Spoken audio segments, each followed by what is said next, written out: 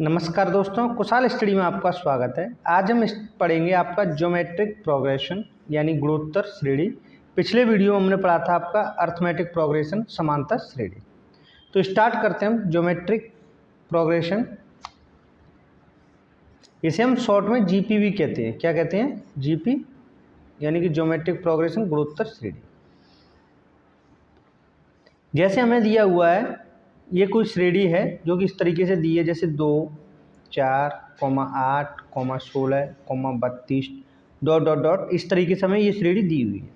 तो इसमें देखो आप कि पहले आपका कितना था? 2 था। दूसरा टर्म आपका कितना हो गया? 4 हो गया। तीसरा कितना हो गया? 8 हो गया। यानी हर टर्म में क्या होता जा रहा है? ये डबल होता जा रहा है। क्या होता है? डबल होता जा रहा है। यानी कि इसमें हर टर्म में 2 का मल्टीप्लाई होता जा रहा है। तो यहाँ पे जो रहता है वो आपका क्या रहता है? कॉमन रेशियो रहता है। जबकि जो आपकी हमने समांतर श्रेणी पढ़ी थी उसमें क्या रहता था? आपका समांतर श्रेणी में केवल डिफरेंस रहता था, समान डिफरेंस रहता था। यहाँ पे क्या रहेगा? समान रेशियो रहेगा, यानी अनुपात समान रहेगा। जैसे अगर हम सेकंड टर्म में फर्स्ट का भाग दें या थर्ड टर्म में सेकंड का भाग दें तो आपका रेशियो कैसा रहेगा? समान ही रहेगा। नेक्स्ट सीरीज देखिए, जैसे हमें दिया हुआ है कि 27, 9, 3, 1, 1/3, डॉट डॉट डॉट डॉट 1 ऐसे करके हमें दिया हुआ है। तो आप इसमें देखिए, इसमें कितने का रेशियो है। जैसे देखो 27 था, 27 से कितना रह गया? 9 हो गया। 9 से कितना हो गया? 3 हो गया। 3 से 1 रह गया और 1 से 1/3। यानी यहाँ पे जो रेशियो है वो आपका कितने का मल्टीप्लाई हो रहा है? 1/3 का होता जा रहा है। यानी कि हर बार ये इसमें हर संख्या में, हर टर्म में 1/3 का मल्टीप्लाई होता जा रहा है और एंड सो ऑन ये चलता जा रहा है। ठीक है, ये होता है आपका क्या होता है? गुणोत्तर श्रेणी।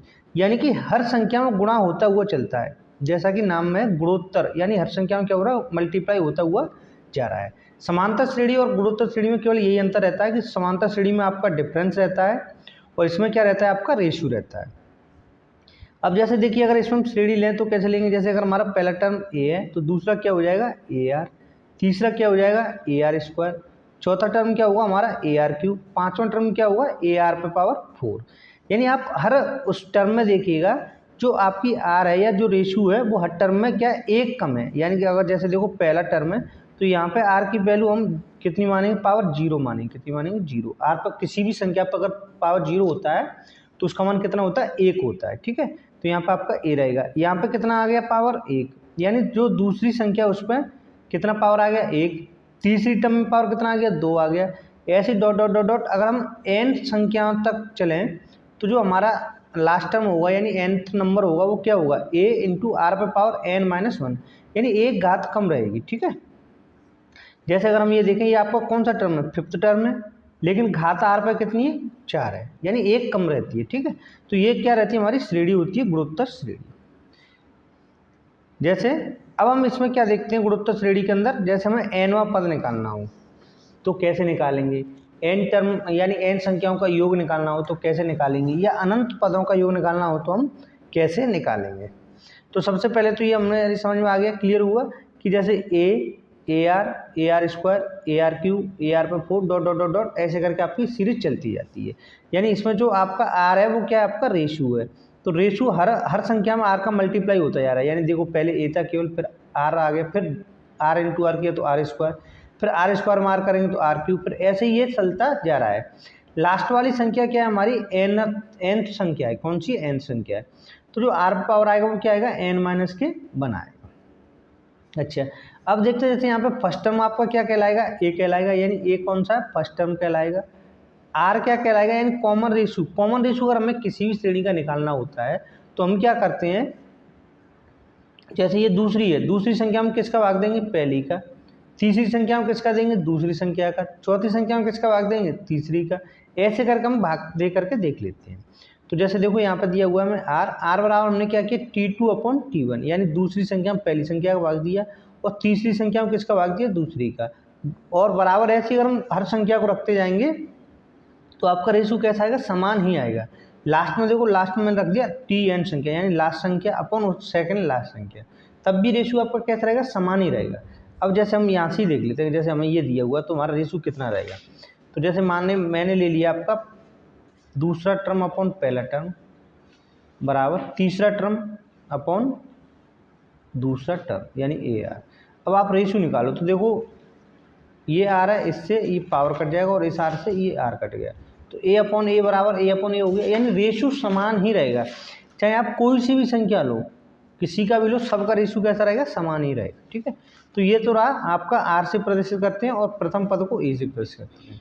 अगर हमें एनवा पद निकालना हुआ तो हमारा क्या हुआ, टी एन बराबर ए इंटू आर पे पावर एन माइनस वन। इसमें कुछ नहीं, केवल ए तो आपका रहेगा ही रहेगा, इंटू आर, आर पे पावर हम कितना लेंगे, जितने पदों का हमें निकालना हो। जैसे हमें निकालना एनवा पद तो पावर कितना लेंगे, एन माइनस वन लेंगे। अगर हमें निकालना हो पाँचवा पद तो हम क्या करेंगे, 5 माइनस वन यानी 4 लेंगे, आर पावर कितना लेंगे, 4 लेंगे।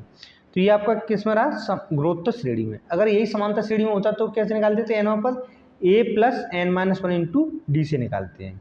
जबकि वहाँ पर जो आपका कॉमन डिफरेंस रहता है वो क्या होता है, T2 माइनस T1 होता है, जबकि यहाँ पे क्या T2 अपॉन T1 है। ठीक है, क्लियर हुआ। अब देखते हैं हम n पदों का योग। अगर हमें n पद दिए हुए हैं और उनका हमें योग निकालना हो तो कैसे निकालेंगे। ये तो हमारी श्रेणी हो गई A R square plus dot dot dot A R पे पावर एन माइनस वन। अगर हमें n पदों का योग निकालना हुआ तो क्या करेंगे, a इंटू आर पे power N minus one upon are minus one. ये कब लगाएंगे, जब r यानी जो रेशो है वो कितना हो, 1 से कम हो। ठीक है, या तो रेशो 1 से कम होगा या 1 से अधिक होगा, ऐसे ही तो हो सकता है। यानी जो r है या तो वो 1 से कम होगी या फिर 1 से अधिक होगी। इसी तरीके से हो सकता है जो रेशो होता है। ठीक है, अब जैसे यहाँ पे देखो, अगर r का मान यानी जो रेशो है वो 1 से अधिक है तो हम फॉर्मूला क्या लगाएंगे, एस एन बराबर A into R power N minus one upon are minus one.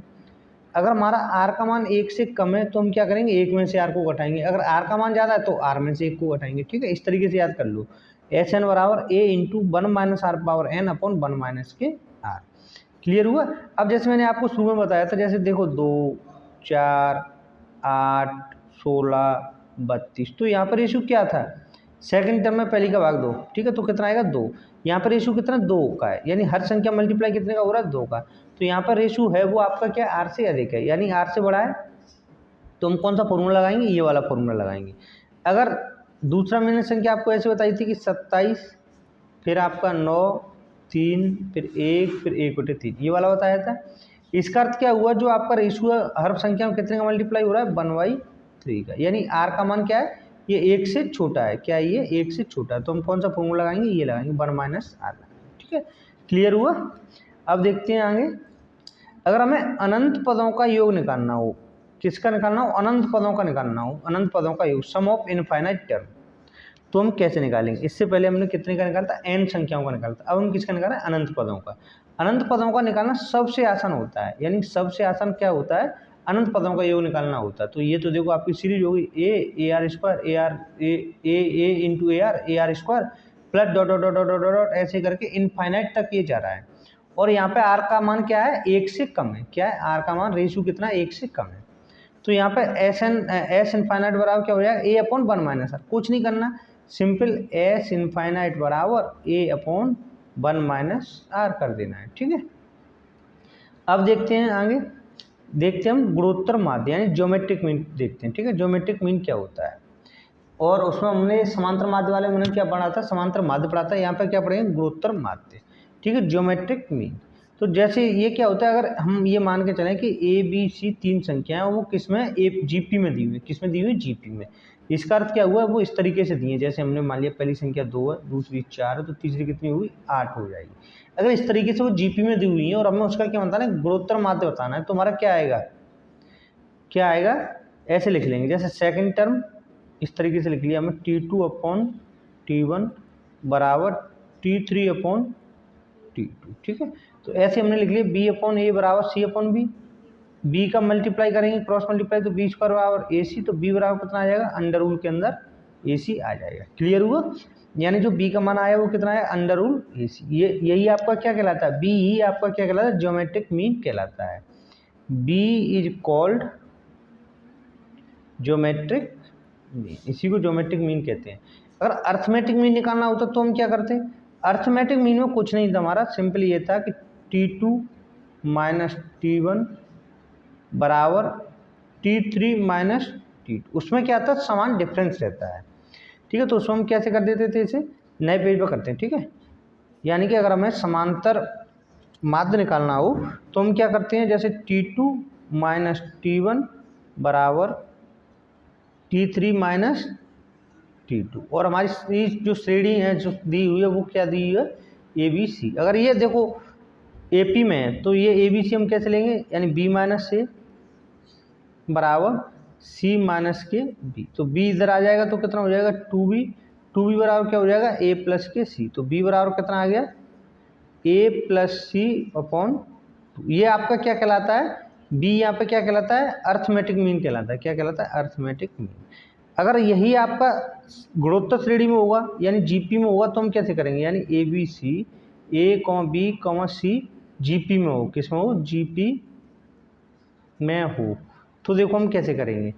तो देखो उसमें क्या होता है, सिंपल यही है T2 अपॉन T1, यानी यहाँ पर हम रेशियो निकालेंगे, और T3 अपॉन T2 सब में रेशियो समान रहेगा। तो यहाँ क्या हो जाएगा B अपॉन A बराबर C अपॉन B। तो B स्क्वायर बराबर कितना आ जाएगा AC। B बराबर कितना आ गया, अंडर रूल के अंदर AC आ जाएगा। क्लियर हुआ, ये किसका हो गया, B का मान हो गया। ये आपका क्या कहलाता है, गुणोत्तर श्रेणी। अब देखते हैं, अब देखते हैं कुछ क्वेश्चन है उन्हें देखते हैं, ठीक है।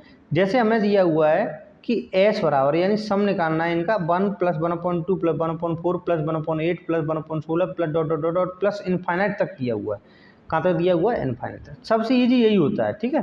तो मैंने बताया था आपको अभी फॉर्मूले में कैसे निकालते हैं, सॉल्व करते हैं। यानी मैंने बताया था आपको sum of infinite term, S infinite बराबर क्या होता है, A अपॉन 1 माइनस के R। क्या होता है, A अपॉन 1 माइनस के R। तो A का मान कितना है, 1 है, अपॉन 1 माइनस R का मान कितना है।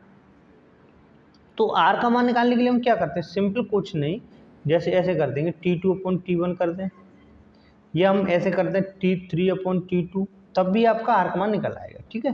तो हम क्या लगाते हैं 1/2 अपॉन 1, तो कितना आ जाएगा 1/2 ही आ जाएगा, यानी R का मान कितना आ गया 1/2। तो ये हमने यहाँ पे लगा दिया, यानी A अपॉन 1 माइनस R, तो 1 अपॉन 1 माइनस 2। ये कितना हो जाएगा 1 अपॉन 1 में से 1/2 जाएगा तो 1/2 ही बचेगा, तो कितना बचा 1/2। इसे क्रॉस मल्टीप्लाई करेंगे तो ये आपका क्या चला आ जाएगा 2 आ जाएगा। कितना आ जाएगा 2 आंसर आ जाएगा। यानी सीरीज इतनी बड़ी, जैसे देखो 1, 1/2, 1/4, 1/8, 1/16 डॉट डॉट डॉट डॉट चलती जा रही है इनफाइनाइट तक। और देखो आंसर कितना आया, केवल 2 आया है, ठीक है। तो आंसर आपका कितना आ जाएगा 2 आ जाएगा। क्लियर हुआ। नेक्स्ट क्वेश्चन देखते हैं। नेक्स्ट क्वेश्चन कह रहा है कि यदि y बराबर 1 plus x square plus x cube plus dot dot dot infinite तक दी हुई है, और हमें दिया कि जो x है उसका मान 1 से कम है, तो हमें बताना है कि x की वैल्यू बताइए। ये अच्छा क्वेश्चन है, इसे आप सॉल्व कीजिएगा, ठीक है। सॉल्व करो सभी। तो देखो इसे हम कैसे करेंगे, ठीक है। यहाँ पे देखो आपको a का मान तो पता चली गया, a बराबर कितना हो गया आपका 1 होगा। r बराबर क्या हो जाएगा, कॉमन रेशू हमें देखो, अगर हमें नहीं पता रेशू कैसे निकालते हो तो हम क्या करते हैं सेकंड टर्म फर्स्ट का भाग दे दो, तो कितना आ जाएगा r बराबर x आ जाएगा। हमें क्या निकालना है, इनफाइनाइट तक का वो निकालना है, यानी x का मान निकालना है। तो हम क्या करेंगे, इनफाइनाइट वाला सूत्र लगा दीजिएगा, y बराबर a अपॉन 1 माइनस के r लगा दो। तो a का मान कितना है 1 है, अपॉन 1 माइनस r का मान कितना है x है, यानी इसका अर्थ क्या हुआ, y बराबर आपका क्या हुआ 1 अपॉन 1 माइनस के x। अब इसे हम क्रॉस मल्टीप्लाई कर लेंगे, तो क्रॉस मल्टीप्लाई करेंगे तो क्या आ जाएगा y माइनस बाई एक्स बराबर 1। अब मैं निकालना किसका माना x का, तो हम x को इधर रखें, तो बाई एक्स बराबर 1 माइनस के बाई।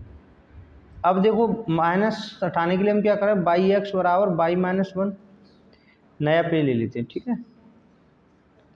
कितना आ गया था यहाँ पे, बाई एक्स बराबर बाई माइनस 1 आया था। कितना आया था, बाई एक्स बराबर बाई माइनस के 1। एक्स बराबर क्या हो जाएगा बाई माइनस 1 अपॉन बाई, और हमें निकालना भी क्या था, एक्स का मान निकालना था। तो कितना आ गया बाई माइनस बाई अपॉन 1, ठीक है। क्लियर हुआ। हमारा आंसर क्या हो जाएगा, यहाँ से यही हमारा आंसर हो जाएगा, क्या, एक्स बराबर बाई माइनस 1 अपॉन बाई, ठीक है। नेक्स्ट क्वेश्चन देखते हैं, क्वेश्चन नंबर 3। ये अच्छा क्वेश्चन है, इस पर आप महत्वपूर्ण लगा लीजिएगा, ये कैसा क्वेश्चन आपका इंपोर्टेंट क्वेश्चन, ठीक है। ये इस तरीके से कुछ दिया हुआ है कि जैसे कोई ये वर्ग होता है, ये कोई भी वर्ग है हमें नहीं पता, जैसे हमने मान लिया ए ही मान लिया इसकी वजह, ठीक है। ये भी इसकी वजह क्या मान ली, ए मान ली। अब इसके मिड पॉइंट को बनाने पर एक वर्ग बनाया था, जैसे इसके ये मिड पॉइंट बना दिए, इसके ये मिड पॉइंट बना दिए और इसके ये मिड पॉइंट बना, मतलब मध्य बिंदु से। तो अगर जैसे मान के चलो बड़े वाले का क्षेत्रफल अगर हमारा भुजाएं ए है तो क्षेत्रफल कितना हो जाएगा, ए स्क्वायर हो जाएगा। इससे छोटे वाले का अब जो अंदर बना है उसका कितना हो जाएगा, 1/2 ए स्क्वायर। इसका क्षेत्रफल कितना हो जाएगा, 1/2 ए स्क्वायर।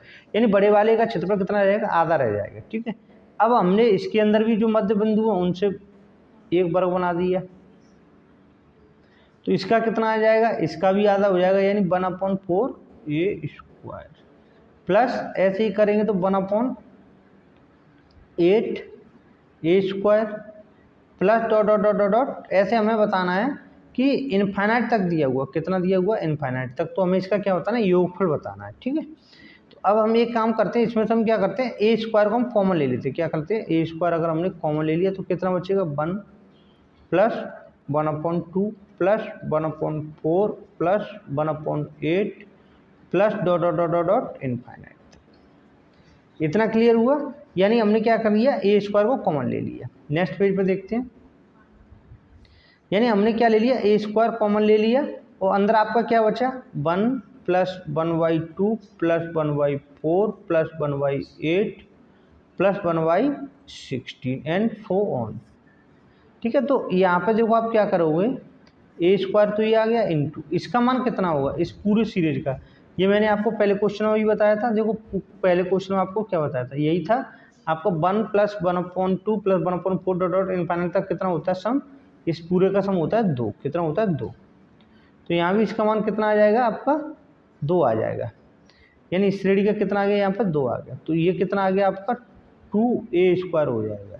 ए का मान कितना दिया हुआ हमें, 6 दिया हुआ। कितना दिया हुआ चित्र में 6 है, तो 2 इंटू 6 का कितना हो गया 36। तो आंसर कितना आ जाएगा, 72 आ जाएगा। कितना आ गया, 72 आ गया। क्लियर हुआ, यानी कि जो हमारा क्षेत्रफल होगा वो कितना होगा, 72 सेंटीमीटर स्क्वायर होगा। क्लियर, ये था हमारा आज का सेशन ज्योमेट्रिक प्रोग्रेशन से। आपको वीडियो कैसा लगा कमेंट बॉक्स में जरूर बताइए। अगर वीडियो आपको पसंद आए तो लाइक कीजिए, शेयर कीजिए, सब्सक्राइब कीजिए। Thank you for watching.